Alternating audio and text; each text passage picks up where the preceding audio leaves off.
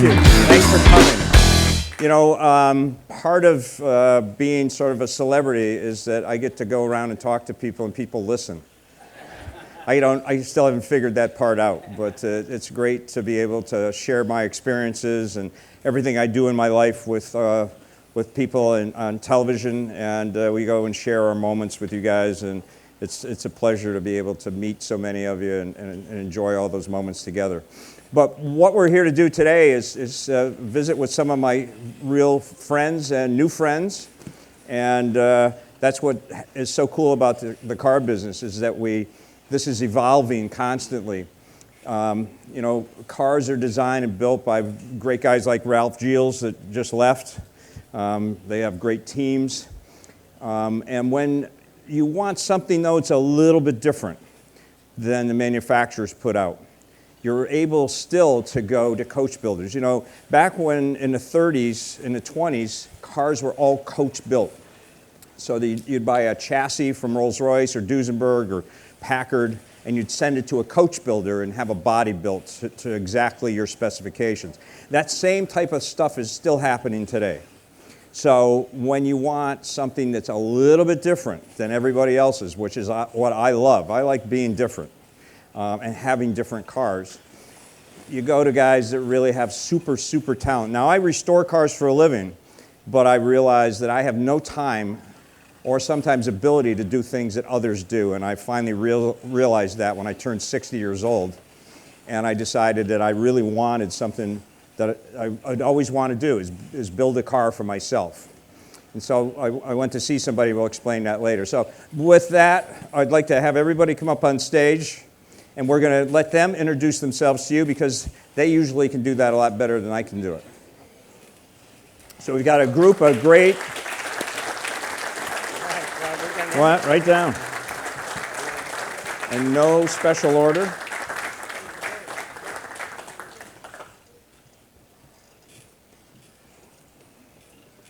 This is my motley crew. We're all into special cars. So Justin at the end is a person I met yesterday. I admired his car at the Quail, and I couldn't get it out of my mind. And when I sat down to have lunch, guess who I was sitting next to having lunch? Just it happened. We talked for a few minutes, and I said, would you please join us for this seminar? So Justin built a Jaguar 120 coupe that he did some customization to, and a 120 Jag coupe is probably, to me, one of the best looking cars ever built. Then he turns it into a better looking car. So Justin, just tell us who you are and what you do. My name's Justin Hills. So I'm from 3 hours north of Sydney, Australia. I've got a little shop out there. We employ 4 people. We build classic cars for customers, like a lot of the other shops.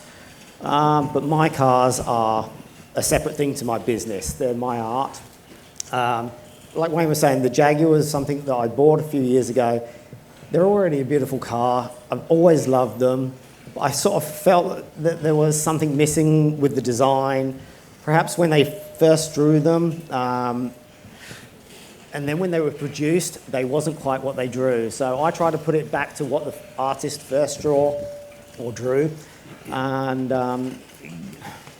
come up with the concept that they wanted, not what they actually produced. So that was my design, you know, and I didn't know if it was going to work, if people was going to like it. I know there was a lot of hate mail early on when I was posting things on social media, so it was a bit hard. I stopped posting on social media because of the nasty things that was coming about, and I just left it alone until we finished it. And then I was emailing Ian Callum from Jaguar, head of Jaguar Designs, and he sort of started to, well, basically tell me he was falling in love with the car. And he got right behind the build, and I got an endorsement from Jaguar for this little Jaguar that I was building in country town in New South Wales, Australia. So that's, you know, I was quite sort of surprised by that, and it's a big achievement for a little builder in Australia. So what's really cool too is that we think about our great country that we have here and shipping cars around to different car shows. This guy put his car in an airplane in Australia. He shipped it here for this event, and it's going back tomorrow. It's going to England tomorrow, actually. But It's going to England. We're doing Blenheim and Palace. he and his family flew all the way here just for this event. So, thank you for doing that. Thank you. Wonderful to do that. Our next guest is a guy that I went to visit. I learned about him with a 40 Ford when we visited each other in Florida and at a car show, and I fell in love with his work. I went to his shop to do a show on a Bronco.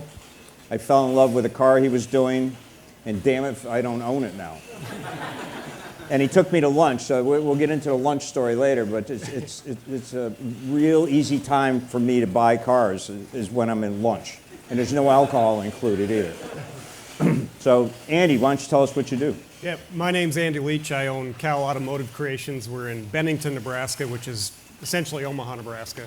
My dad got me into cars at a very young age, and he took me to a car show, and my very first car I ever drove was a Rory Brizio-built 32 Roadster inside of a car show fairground. So I kind of got ruined right there, It was all that mattered was cars from that point on. So in the early 2000s, I went to work for Troy Trepanier, Rad Rides by Troy. I was there for about 5.5 years, and then started my own shop in 2010. And believe it or not, we hired a bunch of rookies, and we built a 40 Ford Coupe that Wayne was talking about a little bit ago. And it ended up winning the Riddler Award, that was the first car out of our shop. And so we came out swinging, and ever since then, it's just been, crazy. I have 12 employees now, and we have 18 builds going, and there's nothing, that's all I want to do. I mean, there's nothing else. What we're trying to bring out attention to is that there are young people out there that are building cars today. And so we've got guys that are just starting out in business. We've got the next guy, though, that's been around a little while, so we're not going to call him like me. We're about the same age, getting to be the same age, but he does some unbelievable work. You probably saw the illusion as you were walking in the front door, the coppered color car. Mr. Rick Dorr. Tell us, Rick. Well, like Wayne said, my name is Rick Dorr. Speak up, Rick. Like Wayne said, I'm Rick Dorr. Can you hear me now? Okay. Yeah. I'm from New York. I was not raised in the car culture like a lot of you guys. The neighborhood I grew up in, the only guys who had cars were the guys who had made it back from Vietnam and were out the next week and got a muscle car on the GI Bill or GI loan. We rode trains when I was a kid. It wasn't until later in life when I was raising my kids that I got into cars. And my passion grew from seeing one car at a red light on a Sunday morning in Phoenix, and it was a chopped Mercury. I am not a metal shaper, but I have done a lot of the grunt work. I'm more of a stylist. When you see one of my cars, it's an extension of me. I'm into style, elegance, and attitude. And that's really what my cars are about. And in the early years, excuse me, we would chop tops and mold headlights and French tail lights and antennas and do all that. And it was all great, but I was burning out on it. I was repeating stuff.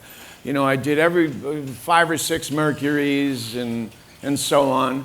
And then I had an opportunity to meet a legend, Marcel Delay. Some years ago at a Hall of Fame luncheon, we got to talking. And the next thing I knew, I was standing in a shop and we were building a car. And I was there just about every step of the way. I got to witness how Marcel built cars and his son Luke. And it was nothing at all like I had thought. It really is the next level of customizing. What these guys, they had more talent in their pinky nail than I had in my whole body. And I would say that about a number of guys that are here. Ron Covell, who I see all over the world, one of the nicest guys in the custom car world, or in the car world period. Steve Mole, his sons. They might not be the next generation, but these guys here are the next generation. And I'd say that hot rodding and custom cars and coach building is in good hands. So, thank you. That's another thing about being in this business is that you meet such nice people. Rick and I met at a car show, and we've been best buddies ever since. You know, I respect what he does, and we both have mutual respect for each other. We're going to move down here to Steve, because Steve's the guy that got me into this custom coach building stuff. My cousin built hot rods when I was growing up. My dad restored cars. I always wanted to do something that was unique, and then I met this guy, so let's get into the sandwich part, the lunch part. So I went to Steve's shop to visit one day because we'd done the California Melee together, became good friends. I stopped in because I was in San Francisco to have a lunch with him. He took me out, he got me a sandwich, and I said, I'd like to buy one of those cars that you build. And he says, well, geez, let's just go build you one instead. We went back to his office, went up to Alberto's drawing room, and we sketched out a car within an hour. And I shook his hand, and it was the most expensive lunch I had in a long time.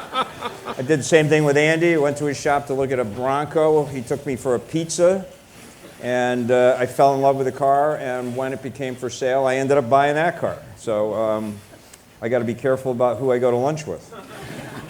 But Steve and I became friends. We sort of look a little bit like each other, so we're just brothers from another mother. And we've become just really close friends. But what's really cool is the car that they built for me, the other cars they're building, but it has two sons that are in the business, and so that's what I also wanted to talk about, is how families keep the tradition going. So Steve, why don't you tell us about you and your family? Well, I don't even know why I'm here. I asked you to be here. Oh, okay. I'm clearly part of the last generation, not the future generation or next generation, but coming from a family of craftsmen. I'm third generation. There's a fourth generation right here. We're passionate about what we do. We've survived all these years, which is, I don't know if that's almost a curse. But we love building cars. We love the opportunity it's given us to be in places like this, to get to know folks like Wayne Carini and do our work. And I don't know what to say. I guess we've mastered the craft of beating things smooth. And these guys do all the work. I get all the credit. So here we are.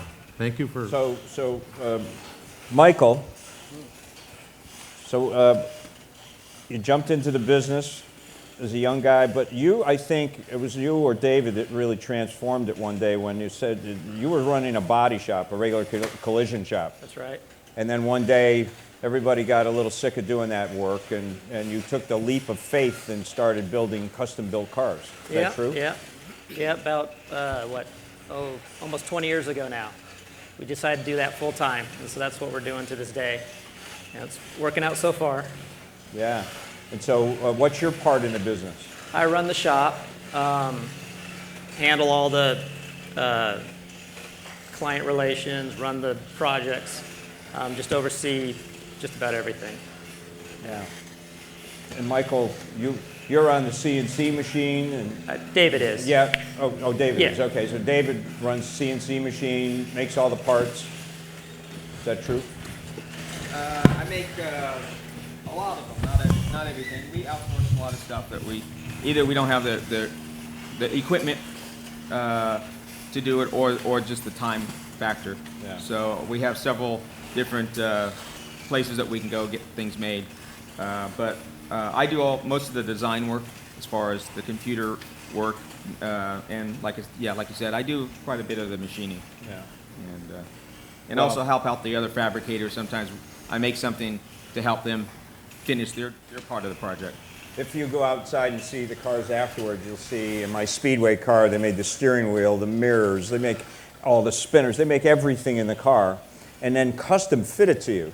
So I went for a fitting, sort of like going to the tailor and getting the car fit to me. So I'm a short guy, and I've got brawny hands, and so we're in the car, and I said, my knuckles are going to hit the door, so we moved the steering wheel over a little bit. You guys probably saw that on the episode, that, you know, it's all part of a great process. Steve and I, we talk about it constantly, that the process is almost as fun as the finished product, that we can talk to each other, we can come up with these ideas and share our ideas and then see them transform to a real car.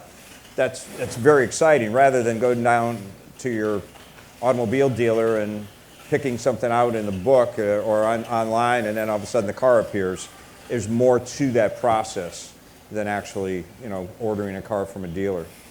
Although I did order a car online yesterday, and it's a pretty cool experience. I ordered a new Corvette yesterday, and going online and picking all the stuff out is still pretty cool. But this is a lot cooler. This is a lot cooler. What's that? Wow, that was a lunch. Actually, that was at the Concours of America. I got in trouble with that. I went to breakfast that day, and we went to a showing before the whole thing opened up, and they took me in to show me the new Corvette, and I go, oh my God, I got to have one of these. I'd already eaten eggs and bacon and stuff, so. Tell us a little bit about projects that are coming up. I sort of want to start with that. So again, I get in trouble, and Steve's one day we were visiting Steve, and I said, you know, once this project's done, what's the next thing that's going to happen? And we started talking about that, and we already have the next car all drawn out. I've got to sell a ton of my other old cars in order to do this project, but we're on to the next project. Tell us about that, Steve. We had to take them. We had to take them to dinner to get that one. But it's in the works. It's crazy. I think Wayne is crazy. We're having a lot of fun. I'm not so sure. It looks like maybe like a rocket ship or something. I'm not sure, but we're excited about doing it. It's going to be a mid-engine car, very cab forward. It'll be very special. It'll be Wayne's, clearly. Nobody else in the world has anything like it, or certainly wouldn't drive it on the road. Wayne could probably get away with that, being who he is. Anybody else they'd lock up. But we're really excited about this car. It has its challenges, obviously, to make it function, to make it cool in traffic, and Wayne's not a hard guy to fit, but we got to have some adjustability there so we can get in and test it. But so if you guys could picture a Grand Prix car from the 30s, an auto union Grand Prix car. Remember what the front of those looked like? And then a big windshield going down, and so you can see all the gauges and all the wiring in the back. And then as we go to the back, we're going to have staggered seating, sort of like a two-man Indy car. And then as you go to the back, it almost turns into a modern rocket ship-looking car. So it's going to be pretty wild, and hopefully we'll debut it here in a couple of years. That's what I keep telling them, but... Yeah, well, Wayne usually we say it's a 2-year project, but we kind of get the real go about a year before that 2 years is up, and it gets squashed down to 1 year. I got that feeling, because we're doing a lot of planning, and I get that feeling, but we're really excited to be a part of doing anything with Wayne, obviously, and as a result, we've gotten some great commissions being connected with Wayne and his TV program. It's been wonderful. Great ride for us. So what's the projects in the shop now? Right now we have, we're doing a sports car, Aston Martin inspired sports car, Aston Martin DB4 GT motor in it. We have a 32 Roadster that's going to be similar to the blue one that's outside. What else do we have? We're doing the chassis on a 3-window coupe. We have a pickup truck that's coming in that we're going to build a new chassis. We have a sports car that's almost done that has a Falconer V12 engine in it. So that's kind of what we're doing now. Cool. And we also do some repair work and restoration work as well. That comes and goes. So great. Rick, what's going on in Rick's world these days? I mean, you know, the illusion. So Rick had a great customer in James Hatfield, and you did a lot of cars with James, and had a great time doing that stuff. And the Illusion is the latest project that you've just finished. That was in bare metal at SEMA, wasn't it? Yes, it was. I had it here 2 years ago driving around for a week or so. It was in bare aluminum. I like showing them in bare aluminum for a year and drive them, get the kinks out and the little things. James and I have a great relationship. He's a good friend. We were friends before we started building cars. And but when you get involved with somebody like that, who's on that level of filling up stadiums at concerts, it's kind of life-changing, and it was a great experience. One thing led to another. We did a television show for a couple of years. James was first a friend and then a client. He wasn't the type of guy where he would sign a blank check and go, "Rick, build the car. I know your style. Do it the way you would do it." He was there every step of the way, whether it was a text or a conversation or showing up. So that was great. And we did, I think, 7 cars. And then we did the Black Pearl, which was the first coach build car that I was involved with Marcel and Luke. And then we did the Aquarius, which, by the way, were all just donated to the Peterson Museum. I think there are 11 cars in all. Part of, I think, James's legacy with the custom car world, what he wants to leave behind. He's also doing a book that I'm looking forward to seeing. I got to do cars. Who gets to cut up a 1953 Skylark that's in mint shape? I mean, I would have never been able to do that, but he had the means to do that. The Zephyr, we did the 37 Zephyr. There were a bunch of cars I got to do that, if it hadn't been for James, probably would have never done them. And that led to the whole thing with Marcel. What I like doing in the early years, and when I say early years, the late 80s and through the 90s, is I like to take what Detroit gave us, something that appeals to me, whether it's a 36 Ford Roadster, a 49 Cadillac, or whatever. And standing back and looking at that, looking at the profile of it, and seeing how could we embellish that? How can we improve those lines, enhance the existing lines that Detroit gave us? And I got to a point where I did all of the cars that appealed to me, all of the Fords, all of the GM cars, or the Buicks, all of those. So when I met Marcel and had that opportunity, it was like the floodgates opened up. It was like having a blank canvas. And Marcel, Luke, and myself had an agreement that even though Marcel was doing the metal shaping, it had to be the way I wanted it. I wanted it to look like a Rick Dorr car and not a Marcel car. Marcel wasn't into hot rods or custom cars. A lot of people doesn't know that. He was into original European cars. And the relationship worked out great for that time. God bless him, he's gone now. Luke is on his own. He's a one-man show. And we got some plans on a future project coming up, but I just moved to Henderson, Nevada. So we're still kind of catching our breath from the move and from finishing off the Illusion. Cool. And Andy, what's going on in Omaha, Nebraska, or Bennington, Nebraska? Yeah, Bennington. We got a bunch of stuff going. What's cool about what we do is we do everything from early cars to race cars to 4x4s to restorations. So, like I said, we have about 18 of them going. We're finishing up a 71 Cuda right now. We like to take the cars and keep them what they are, but just refine them, maybe wedge section them or move things around a little bit. And that's where the coach building stuff comes in hand. We remove all the factory panels, like the factory put them on there, and do all the modifications, or just make a new panel altogether. Most of the time it's easier to make a new panel.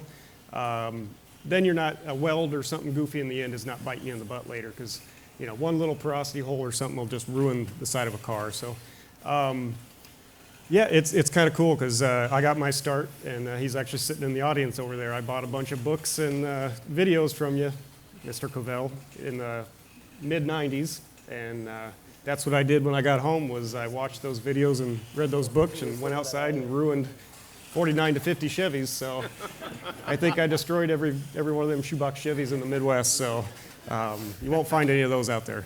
And yeah, it's great. We got a 60 Buick going on right now. That's it'll probably be sitting here this time next year. And the theme behind it's kind of a concept car. Every square inch of it's been handmade, literally handmade. Not a lot of people are familiar with what a 60 Buick is, so we'll probably bring a stock one to sit next to it because it's wedge sectioned and everything's moved around and it's really, really elegant looking. And that's what we like to do is take different cars and put our spin on them. And like the Model A that Wayne bought from Ted Hubbard. We built the car for Ted Hubbard a couple years ago. And like Rick was saying, you get back and you stare at the cars and you're like, well, a Model A looks a little goofy here, you know, in the midsection. What if we reverse section it and add more like 32 proportions to the bottom of it and actually shape a new roof and put like a 32 looking roof on it?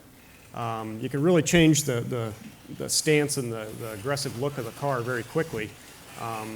That body was all handmade. We started with a coupe body, but you know, why cut a panel into 27 pieces when you can just make a new panel, put it back on like the factory did, and you're good to go. So when Ted brought us that car, the only thing he said, Ted, as Wayne knows, Ted's not a man of very many words, so Ted came to us and we were supposed to build a set of headers for this car. It was a car that was started, and one thing led to another, and he came in the next day or next week and he said, well, why don't you just build the car?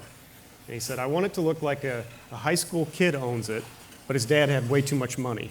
And I'm like, that's it? So he goes, yeah. And then he walked out the door and we didn't see him for a couple months. So yeah, we just kind of reshaped a Model A with a real wicked stance and a big tire in the back, and then everything on that car is handmade except for the front tires. Tried to make everything look like it was really rare one-off, just crazy rare speed items. We ended up making another set of headers for it, which you'll see on the car. It's sitting outside, and it carries this fin theme throughout the car, and it's literally everywhere in the car. So again, these cars happen to be an art form.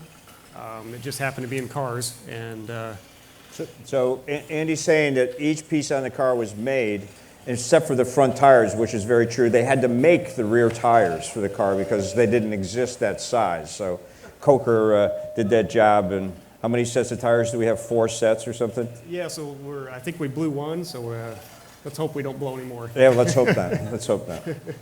Justin, so you're traveling the world at the present time, going around with your beautiful Jaguar. You're off to London, is it next? We're off to Blenheim Palace, to Salon Pavé on the 4th, 5th and 6th of September with the Jag. So that's going to be really exciting. I'm really looking forward to going back to motherland, I guess. We're also been selected for Bespoke Car of the Year, or Historic Car of the Year in the Bespoke category. So that's a really exciting thing as well. There's 5 other cars in that category. One of them is an Aston Martin DB4 Zagato built by Aston Martin. So we're up against the major manufacturer, which is a bit scary for me, I must admit. So we've got some stiff competition to go to over in the UK, but that's okay. We'll see how we go. Makes it fun. If you didn't have any competition at all, it wouldn't be any fun, right? We've been selected. We'll go over there for dinner. It's a long way to go for dinner, but hey, that's okay. You know what's really cool about the automobile world and what all these guys do is that they get to go out and share what they've done with so many people and have guys like me buy them and take them out and share them with everybody. And it's great to know the builder. That's the key. There's one thing about the guy that writes the check, but the most important things are the guys that actually build the cars, that come up with the concepts and the ideas. And, you know, for instance, you'll see my Speedway outside, and Steve said, well, what are we going to call it? And I said, well, I don't know, what do you think? He says, well, I think we ought to call it the Carini Special. I said, no, Carini didn't build it. I said, it's going to be called the Mole, and when we come up instead of Speedster, Speedway. So I really want to give credit to everyone that works on these cars, because that's the most important part. These are the guys that come up with the ideas, and then guys like me that restore cars and don't want to buy an everyday car, then we purchase that kind of stuff. I would love to be able to have the time and the ability to build these things like they do, but my cousin built hot rods with basically chicken wire and you know, Band-Aids and things like that when I was growing up. They weren't serious hot rods like these guys build. So, and one of the things too is that drivability. So the moles, they build cars that are driven really hard. So we have show cars. Rick does a beautiful job with show cars, but you're not going to take that down a back road going 75, 80 miles an hour around the corners without scraping the rocker panels. I do that in the Shangri-La. Okay, good. Moles have a suspension system. It's a torsion bar suspension system that is unbelievable. And Steve and I went ripping through the woods over by the airport the other day, and I'll tell you what, we had just a ball doing that kind of stuff. I mean, chasing each other, and that's the best part. You know, it's sort of like when you're kids chasing your buddies with your bicycles, and except for now we got these cars that we do it with. And of course, Porsches and Ferraris, and everybody can do that stuff, but to have a car that you can do that you actually built, or you saw it built, really makes a big difference. One of the things, though, that is important when you're building one of these cars is detail. Details. So anybody can throw a fiberglass body together and put a Chevy engine in it and say, okay, here's a custom-built car. It's just a car. It may function okay, but it's the details. So, for instance, Andy, his Model A that he built outside, every little screw and everything, it's just, I mean, there's not a bolt on the car that was off the shelf, I don't think. Every bolt was even made for that car. You know, the illusion, the taillights, the side moldings, all this stuff was handmade. Justin's car, you know, his car was unbelievable. I saw it yesterday, and then he opened the hood, and then I was really enamored by this great-looking Jag engine with velocity stacks on it. You know, you go to Mold Shop, and when I picked my car up, the screw heads are all pointing in the right direction. These are all little things that it's not important to some people, but when you're buying or creating one of these cars, all these little details make such a difference. Don't you agree? I agree. And when you build one of these cars, all these guys, there's a great amount of responsibility goes along with it. And we have to make them safe. We need them to function, need them to fit. And probably one of our biggest tasks is to listen to the client. And that's very important. And we try to get to know them and figure them out. You know, what do they really like? I mean, we don't want to build our car. We want to build our style of car for them. And so we have to be good listeners, and then sometimes we've got to draw them back a little if we think we're really off course and it's not going to function correctly. So there's a great responsibility that goes along with that. And I've been fortunate to be around a lot of guys who gave me some great tips. And I see one of them in the audience over here, Wayne Cherry, who was one of the chief designers, stylists in the Cadillac division. And he gave me some good tips. Thank you, Wayne. Gave me a few tricks, and I remember them well. He told me where to sprinkle the details and where to keep it real, and so that was huge.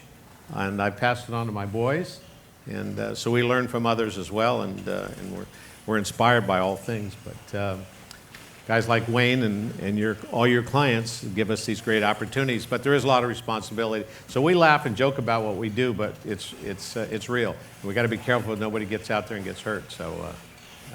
Yeah, that's true. You know, when we're coming up with concepts and designs, and I'm throwing all these ideas out there that I'm so excited about, and I can hear it in his voice on the telephone, like, really? Are you nuts? You know.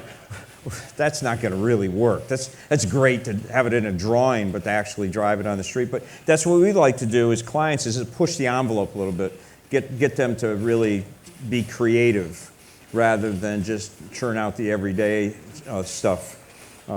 unfortunately, like Wayne Cherry over there, we can't, the manufacturers, they come up with all these designs, and by the time they sort of come to fruition and are built, they're a totally different deal than the actual concept car, but that's corporate. We don't have to deal with corporate. We just deal with what we want to do, and that's very, very cool. You know, it's probably a good time to get some questions out there. I don't know if we got a mic or two that we can run around with. We got 2 mics, and that way there, I can take a mic and, okay.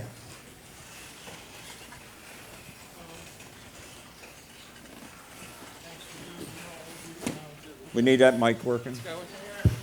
There it goes.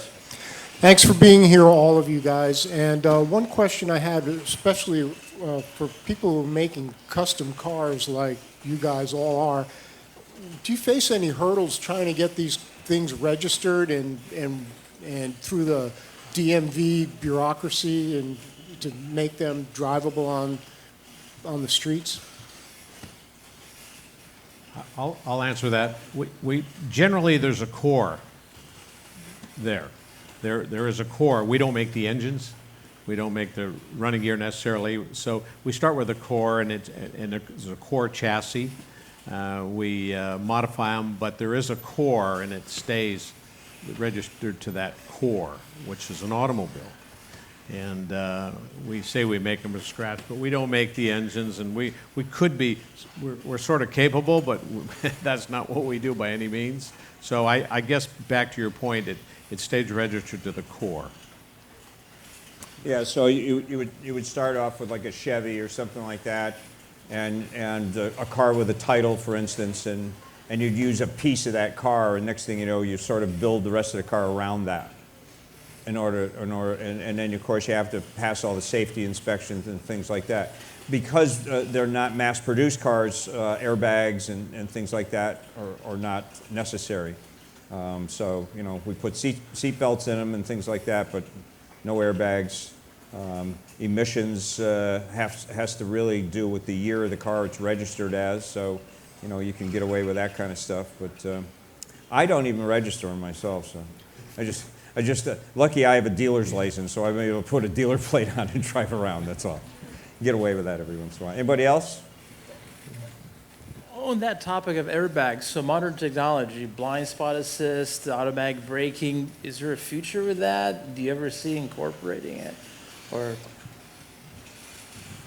Well, I think there's a future in electric cars, and even turning classic cars into electric cars. So let's say you have a Packard and you want to just drive it on the show field. I think that there's the ability to put an electric motor on a drive shaft and be able to do that without starting the car, and maybe that's something we'll have to do someday. Michael's building one now. So Mike's building What's that? Electric car. you're building an electric car? Well, we're just starting one, yeah. Okay. Yeah. For yourself? No, a client. A client? Yeah. Okay. Yeah. Tell us about that. New technology, a company called Orbis from Silicon Valley area, and they've developed an electric motor in the wheel. So it's a wheel hub assembly with the motor in it. So no drivetrain. It's all self-encased, and we're going to build them a Saab 92 custom with their wheels on it. Wow. That's what we're just starting on that project now. Yeah. See, so there's a great future in custom-built cars with electric motors. And technology, yeah. And that's really cool. Yeah. Yeah. That's why I said I don't know what I'm doing here. Well, I mean, there's so many new things that are coming out. Who went to Concord Lemons today? Did you see the Toyota Corona that I brought with the windshield? Yeah, with a little thing. So you're talking about assist items. So I had that in the car. I had David Lillywhite with me from Octane Magazine and now Magneto. And right, so we came to a corner. He had a gas mask on because we didn't know if it was safe to drive in the car. So I figured that one of us could steer. If I passed out, he could handle it. And we were going around the corner, and so trying to figure out if I was too close to the curb. So there was people standing on the corner. And I said, am I close to him? Am I close to him? And he stuck his head out, and all of a sudden the people on the corner got afraid that this goofy-looking guy with this gas mask stuck, and they jumped back, and all of a sudden we had enough room to go around the corner. So that's driver assist, I think. It worked for us. Concours de Lemons is such a great event. You know, I said this morning, if during the year we all have trials and tribulations, we all have bad moments, and we all have things to do, but Concours de Lemons is like going and hitting the reset button every year, you know? You go over there and you laugh and you have a good time and you enjoy your friendships with all your friends. And Pebble Beach is a wonderful place to be, and the Concours is a wonderful thing. But I always, as you're standing on the lawn at Pebble Beach and you look out to the right-hand side across the bay, there's a beautiful estate with a sculptured lawn. That's where I'd like to have Concours de Lemons the day of Pebble Beach. And maybe a Jumbotron over there, you know, with Sammy Hagar playing, you know, and then have a shuttle going across. I hate to say that, but don't say anything. We'll have that the last time that I want to be invited to Pebble Beach. Any other questions? We got one down there. Yeah, that's you. Me? Our good friends from the Midwest. Thank you. Well, thank you, gentlemen. This is going to be the greatest car forum ever. Fabulous stories. And Wayne, I saw the episodes on the mole car, but what's the story again on the gas gauge? Gas gauge. Maybe Steve can elaborate on that. It's all Wayne's idea. No, not really. I think we were looking for a place. I made the dash, and I don't think we planned on a gas gauge. I think at one point we were going to just have a stick, you know, with some notches on it and stick it down the gas tank. That was one idea. But then it seemed it would be very good to have a real gas gauge. And by this time we were committed to the dash and no room for a gauge. So Wayne says, let's put it right here. I just want to be able to read it from the rearview mirror. And I wanted it actually bigger than it is, but he had disagreed with that, so that's why he reeled me in on that. You know, I said, I want this big thing on it. He says, no. So it was enough. So that's where the gas gauge is there. Unfortunately, I don't look in the mirror much, so I've actually run out of gas before. I said, what's wrong with this car? It's not running. I look in the mirror. I said, oh, that's why. Got to keep your eye in the mirror. Any other questions? Boy, you guys are tight-lipped group. Yes. You're in Nebraska. You've got 12 people now working in your shop. Are these people self-taught, or are they learning at some place in a college or a... I think we can all probably speak here that trying to find employees is probably the hardest thing to do in this trade. Believe it or not, the first guy I hired was just through a friend. He had the passion, and he simply lives for cars. So kind of pulled out of a friend pool there for a while. And I always say that if I can find a guy with passion, you know, the rest of it will take care of itself. So we have enough guys in the shop now that we're always learning from one another. And actually, we just got a guy from Australia, and he came over, and you know, it's fun to bounce ideas off of each other, and you learn new things all the time. So these guys will probably all say as well, you know, it's not an 8-to-5 job.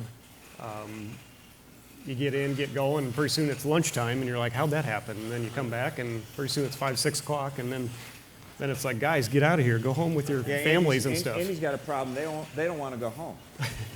It's well, true. I was there once, and I saw it happening. Okay, it's 6 o'clock. Then we go, no, we'll stay and get that project done. So it's a good problem to have. One of the things, though, in visiting with Steve, is that the whole community in the Oakland, San Francisco area, the East Bay, and that stuff is there's so many talented people in the industry, and that car culture has been there for so long that everybody likes helping each other out, and everybody works together so well.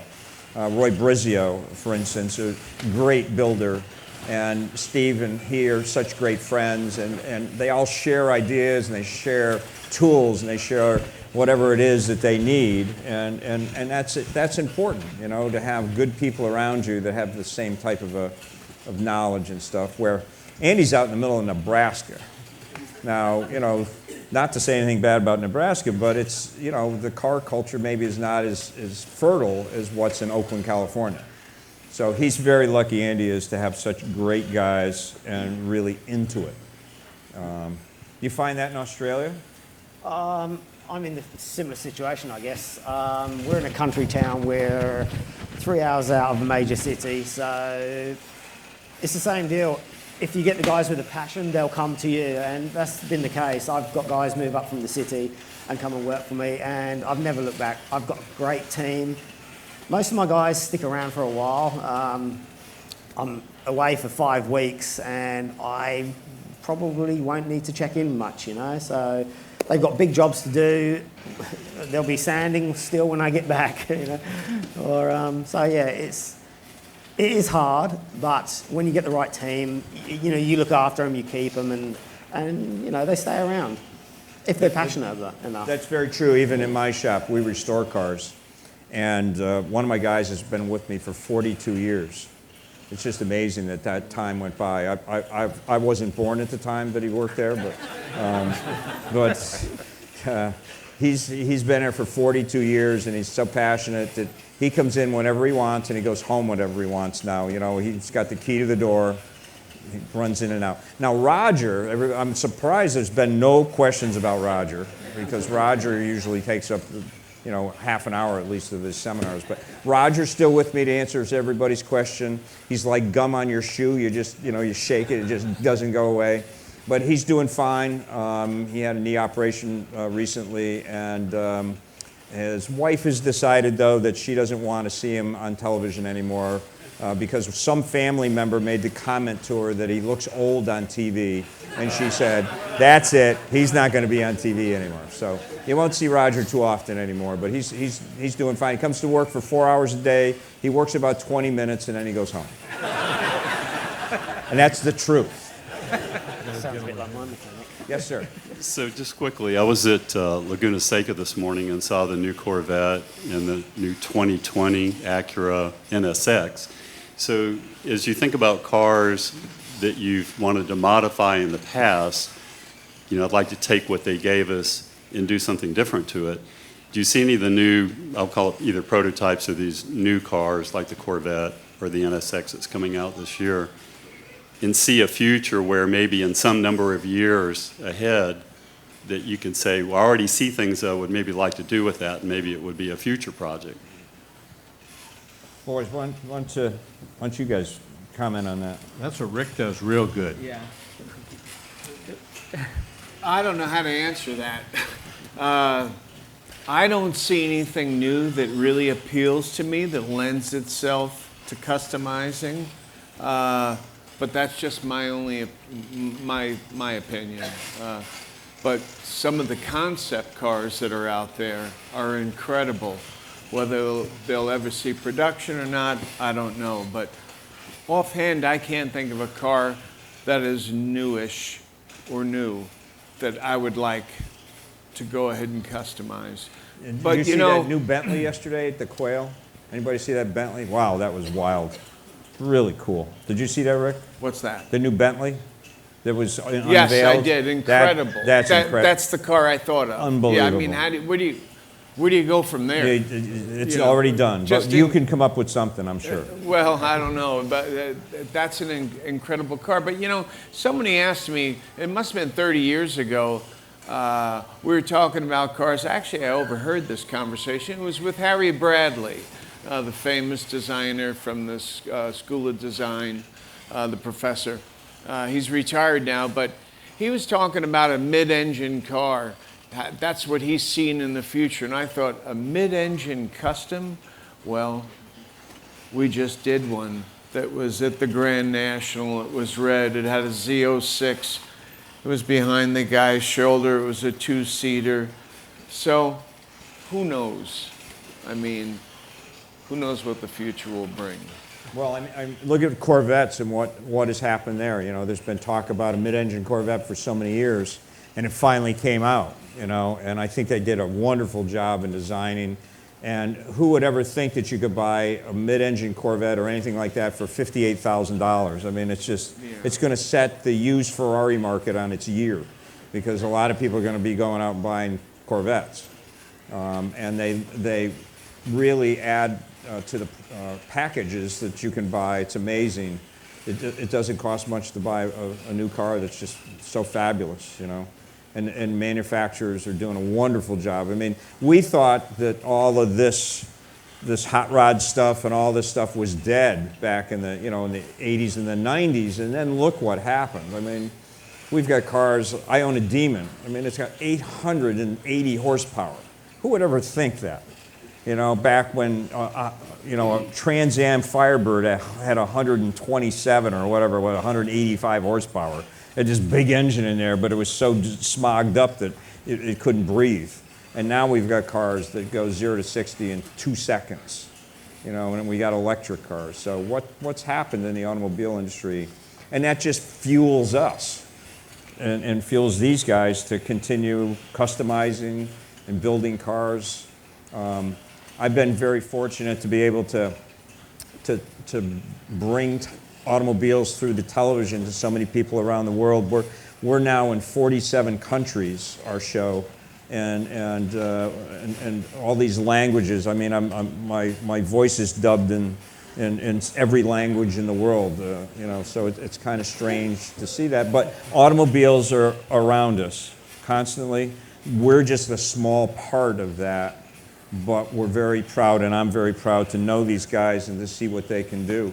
And the ideas that fuel our custom car industry. SEMA's a great thing. Anybody go to SEMA? So SEMA is fabulous. You'll see every one of these guys work at SEMA. That's where the automotive aftermarket stuff is. And customizing a cars can be as simple as bolting stuff on, and that's cool. But there's nothing like having a coach build car. So I think that's probably a good way to end our discussion. If we got some more questions, we'd love to have them.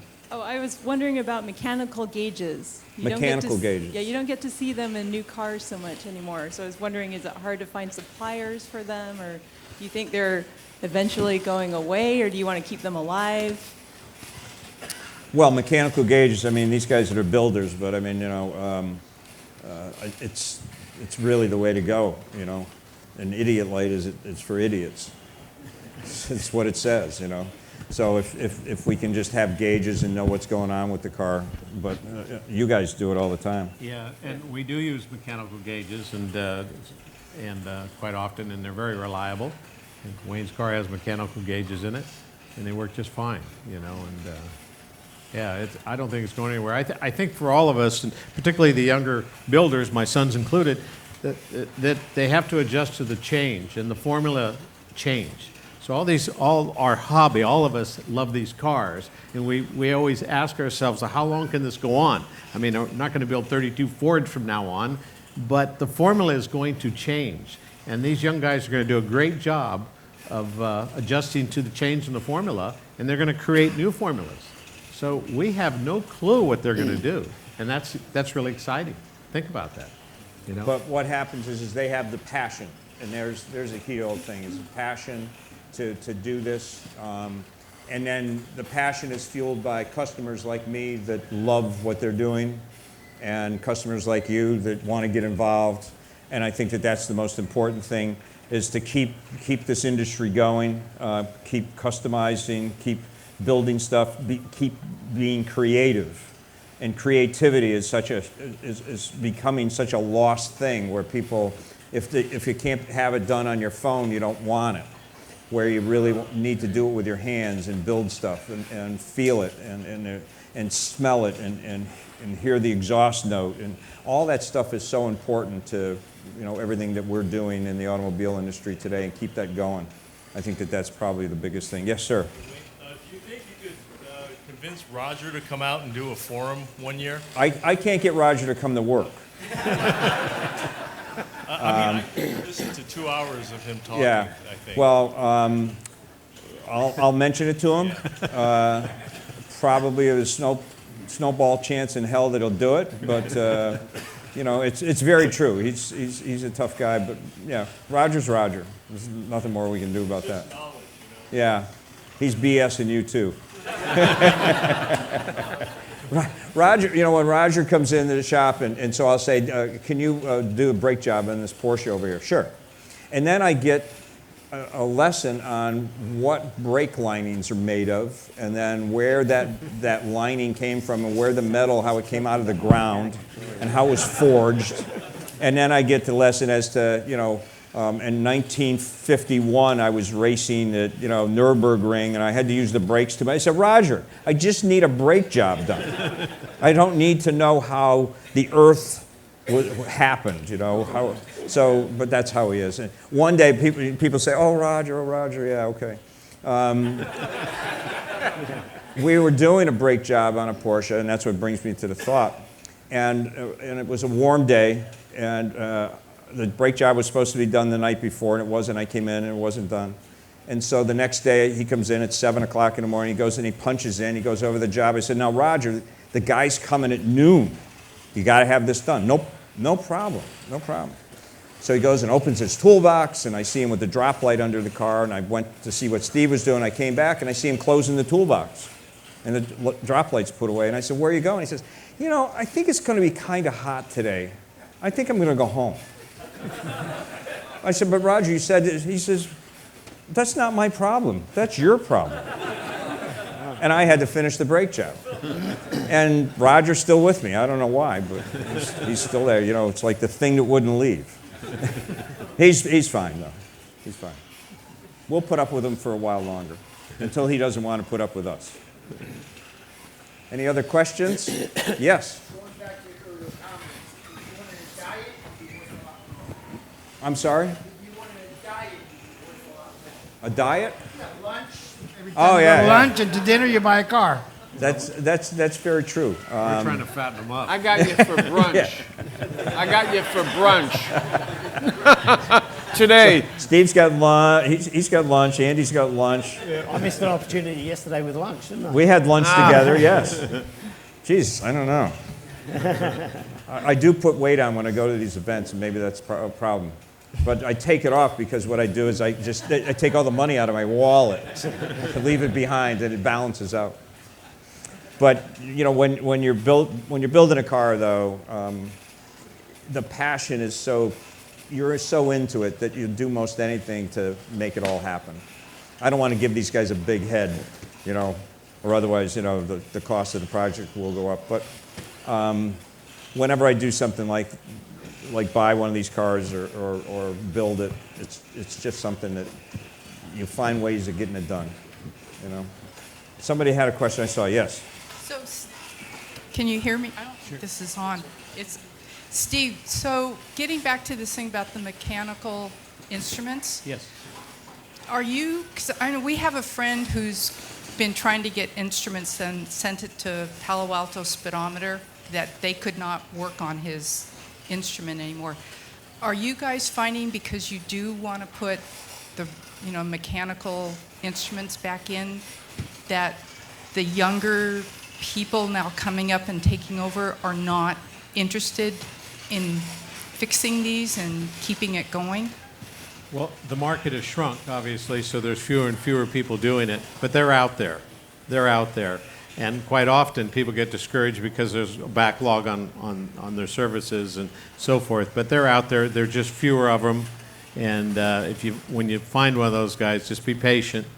But they're clearly out there. But it's not what it was. So they're not expanding necessarily in that, but they're still doing it.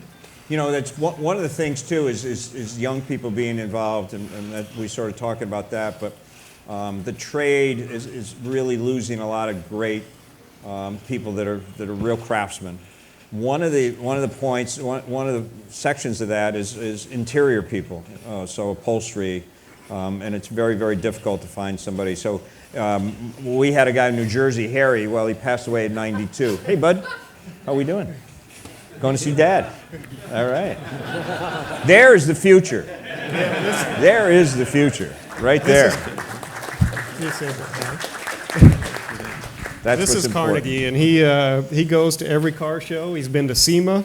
You name it, he's been there. So he loves cars, and actually we just had Wayne's old Mole-Built Roadster at the house a couple weeks ago, and We went for a ride, didn't we? Yeah, that's really cool. So, well, we're very, like I said, we're very fortunate that we get to go around to all these car events around the country. And, oh, yes, sir. I see Mr. Jay is in the corner over here. So, Jay Ward, stand up, Jay, please. So, we're talking about customization. Jay is Mr. Pixar, and he works at Pixar Studios. And, Jay, when you're watching the Cars movies, Jay is the technical advisor, so when you see the tread in the tires and how accurate it is, and the names on the tires, and how the emblems look on the car and all that stuff, that's the man that creates all that stuff. Jay Ward. Thank you. Thank you. Thank you, Wayne. And he's a hot rodder, too. Yeah. That's what's cool. That's actually what I was going to ask you guys. I've had a lot of old cars that had body work done a long time ago. Some cars done in lead. Sometimes they're done with filler. You know, they kind of changed in the 60s into body filler and you see less lead work. What I've always been shocked about when I take apart an old car and start customizing it is how bad a lot of body work used to be. You know, a lot of these builders that we really hold in high regard, some of them did some pretty crazy stuff. I've seen, steel wool shoved into panels. I've seen newspaper shoved into panels. I just want to hear some horror stories from you guys about the worst body work you've ever seen. Thank you. Well, I'll start off with that. There was a Ferrari that was restored, a 275 4Cam that we restored, and we cut the trunk floor out. We noticed it had been replaced, and we took it out, and it was a street sign that they had used, this actual street sign with a speed limit on it to build the floor because they didn't want to buy the metal. And there's newspapers, of course. That's always a good subject to put in there. You know, they stuff it and then they put Bondo over it to create the quarter panel or something. So yeah, it's a lot of that stuff. But we've got so many coach builders. So who's the guy that did the Packards? Darren. So Dutch Darren, great builder, great designer and stuff. But if you take a Darren car apart, it's archaic from the inside. So everything you can't see is like torched up and everything, but boy, the cars look spectacular. And Darren had such a good way of doing it. And he was a great salesman. He would park the cars in front of restaurants in Hollywoods, and he'd give the kids out in front, the valets and the kids that would open the doors for him, like $1 to let him park the car there. And the people would come out of the restaurant, half looped up from drinking and having dinner, and they'd buy the car out. What is that car? Well, it's a Darren, and next thing you know, he was selling cars that way. He didn't need a showroom. He just needed a place to do it. But boy, there's some rough stuff out there. Take an early Ferrari apart and you'll see what's going on. Not very pretty. I'd like to add that Jay's deal. So when we're restoring cars, particularly we get involved with some very valuable cars that need to be restored. So we're really not at liberty just to change everything. It'd be easier to replace panels, make new panels, but it's very important to keep as much original parts as you can. Quite often it costs more to save the original parts than it would be to replace the parts. But the owners of these cars, these precious cars, don't want their car, they don't want a car that's been reinterpreted or better than it was. They want it the way it was. So there is the body guys are always, that's a big challenge is, okay, we got this nasty piece and the whole bottom of it's really gone, but we're going to save the middle piece. And we're going to make a new top, we're going to make a new bottom. But it is very important on the restored cars. They want to know what percentage of the car body is original. And so we have to come up, it's 30%, 40%, or whatever it happens to be. But we just don't have the luxury on those precious cars to just throw everything away and make new. Jay, that might be a new series for the Cars movies, customization of cars. Might be able to do something like that. We could be the voices. We could be the characters. I'm looking for a new gig, in case Chasing Classic Cars, folds tomorrow. I'm looking for a new deal. I will. Thank you. I have one to add to that we did a Nova quite a few years ago, but we actually found a shoe bondoed into the quarter panel. And this is for real. So, what size? I don't know size, but it was very muddy. So. Somebody had a question over here. Yes, sir. Rick, any chance of the show coming back? No, not that show. Something new? Maybe. All right.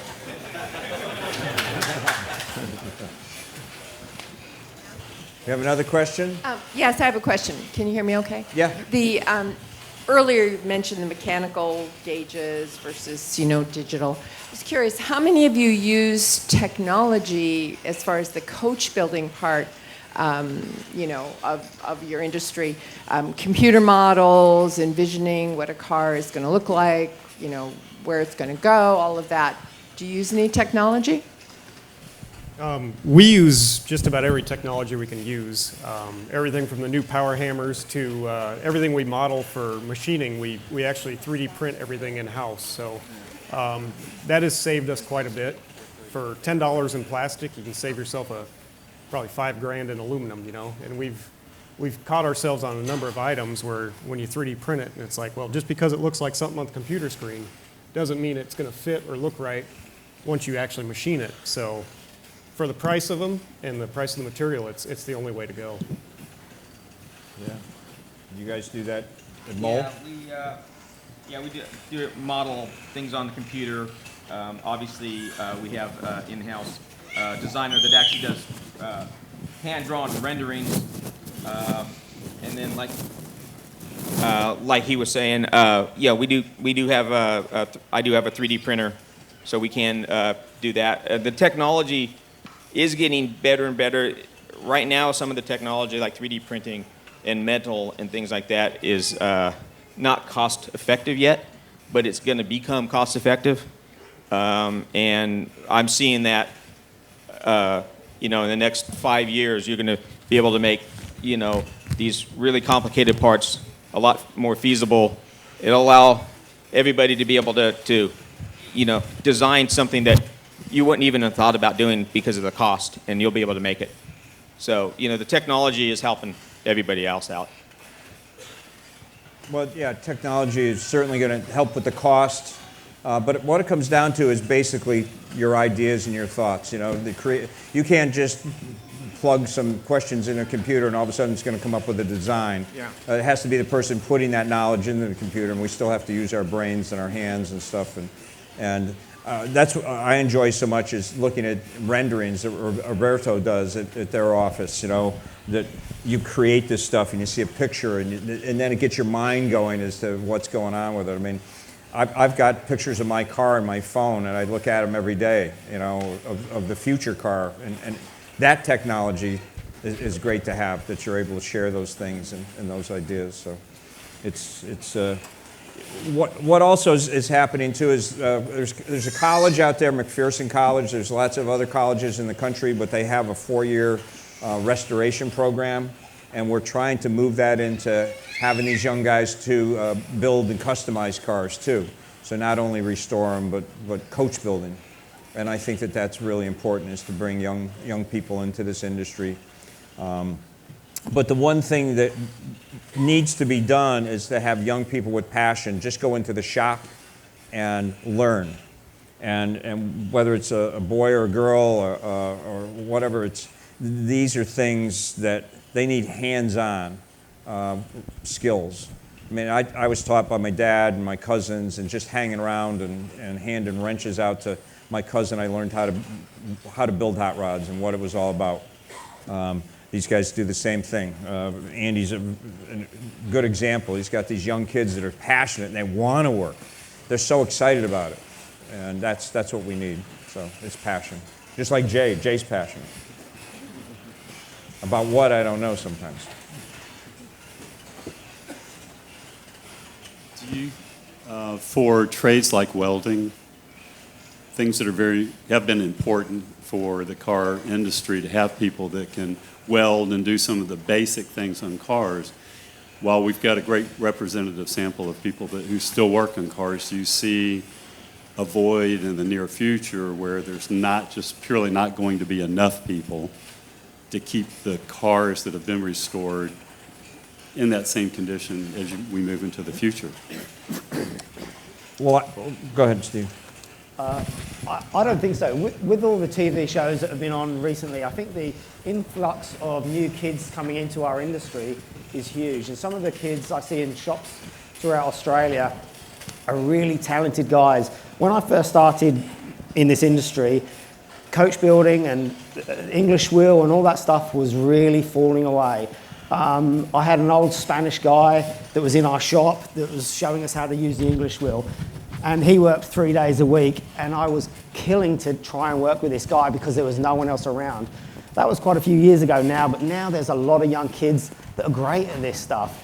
You know, it's quite popular now to learn this, thanks to the videos and all the demonstrations and the courses that are available these days. So I think not. I think in the future, you're going to have more chance of getting your classic cars repaired really well. So I think it's a good future. In Steve's shop, they have a metal guy, Jimmy Kilroy, and Jimmy is just, he's beyond words what he does.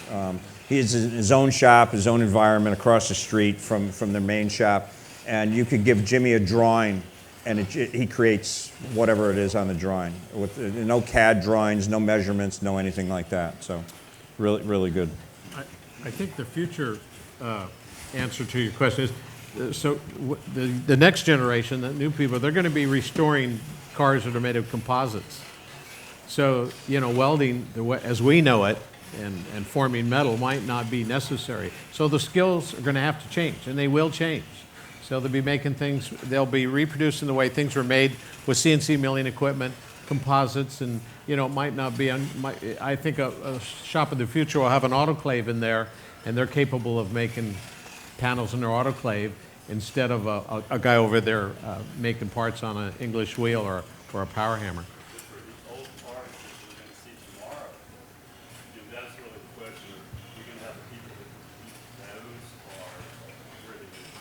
We hope so. We're working towards that. There's a lot of good industry that's doing that. You know, Haggerty is really putting a great deal of trust in the industry. So many other insurance companies that want to train people to fix cars properly. You know, there's all sorts of ways of doing this, and we hope that it'll all turn out okay. Our time is up, unfortunately. We could talk forever. You guys have been a great audience, and some of the cars that we've been talking about are outside. You're welcome to go around, take some pictures, and do that, but they're going to turn the lights off unless we go. So thank you very much.